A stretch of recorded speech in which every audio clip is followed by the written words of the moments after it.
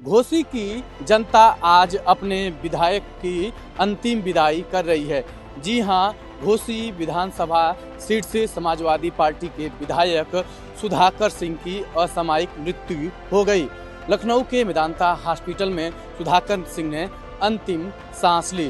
सुधाकर सिंह पूर्वांचल की राजनीति में समाजवादी विचारक के रूप में यूँ कहें तो समाजवादी बड़े चेहरे थे। छात्र राजनीति से उन्होंने अपनी राजनीतिक सफर की शुरुआत किया और आपातकाल से लेकर के देश के विभिन्न राजनीतिक घटनाओं के वह साक्षी बने थे। आज सुधाकर सिंह को देखने के लिए, सुधाकर सिंह के अंतिम दर्शन के लिए पूरा जन सैलाब उमड़ पड़ा है। सुधाकर सिंह को लोग किस रूप में याद कर रहे हैं, लोगों से बातचीत करके हम जानने का प्रयास करेंगे। किस रूप में सुधाकर सिंह को याद किया जाएगा?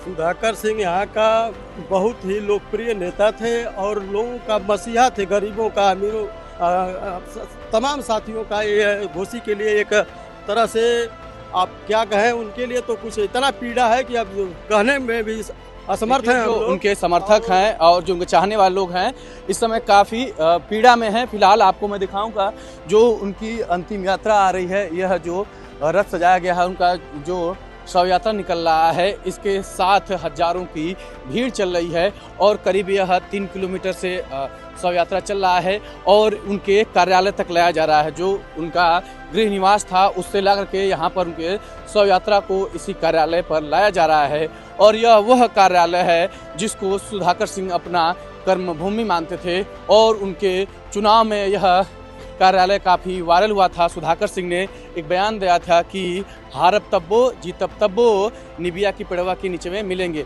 तो यह नीम का पेड़ उनके पूरे जीवन का साक्षी है और इसी नीम के पेड़ के पास उनके शव को लाया जा रहा है, जिसके बाद अंतिम संस्कार के लिए उनको सरयू के तट पर ले जाया जाएगा। तो देखिए यहाँ पर पूरा जनसमूह उमड़ पड़ा है उनके अंतिम दर्शन को और यह जो कार्यालय है अब सूना हो गया है।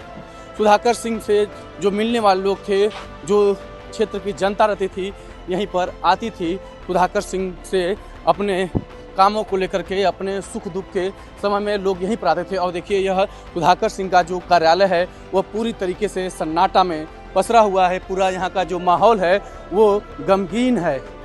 वजह यह है कि यही नीम का पेड़ है जहाँ पर सुधाकर सिंह बैठते थे और लोगों की समस्याओं को सुनते थे और यहीं से पूरे घोसी, यूँ कहें तो पूर्वांचल की राजनीति में उन्होंने अपना दबदबा बनाया था। यहाँ पर देखिए यह सुधाकर सिंह का जो शव वाहन है यहीं पर आएगा। यहाँ पर लोग उनके अंतिम दर्शन को जो पहुँचे हैं वह उनका अंतिम दर्शन करेंगे। तो सुधाकर सिंह की राजनीतिक सफ़र की बात की जाए तो छात्र राजनीति से सुधाकर सिंह ने राजनीति की शुरुआत की। वह पहले मऊ के जो नथुपुर विधानसभा सीट थी वहां से विधायक बने, पुनः घोसी की सीट से विधायक बने। 2012 में जो सपा की सरकार थी उस दौरान भी विधायक थे।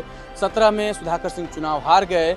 22 में सुधाकर सिंह का चुनावी टिकट जो है काट करके उस समय के जो चर्चित नेता थे दारा सिंह चौहान को सपा ने टिकट दिया था, लेकिन सपा की सरकार नहीं बनी तो दारा सिंह चौहान ने इस्तीफा दिया और यहाँ पर उपचुनाव हुआ। उपचुनाव में सुधाकर सिंह भारी बहुमत से विधायक चुने गए और उसी उपचुनाव में सुधाकर सिंह राष्ट्रीय पटल पर छा गए। सुधाकर सिंह को लोग जानने लगे। सुधाकर सिंह वैसे तो मऊ की घोसी विधानसभा सीट की राजनीति करते थे, लेकिन उपचुनाव में जिस तरीके से सुधाकर सिंह ने अपना राजनीतिक कद बढ़ाया वह उनको राष्ट्रीय पटल पर रख दिया। तो कुछ इस तरीके से सुधाकर सिंह का राजनीतिक जीवन रहा। सुधाकर सिंह वर्तमान समय में भी घोसी के विधायक थे।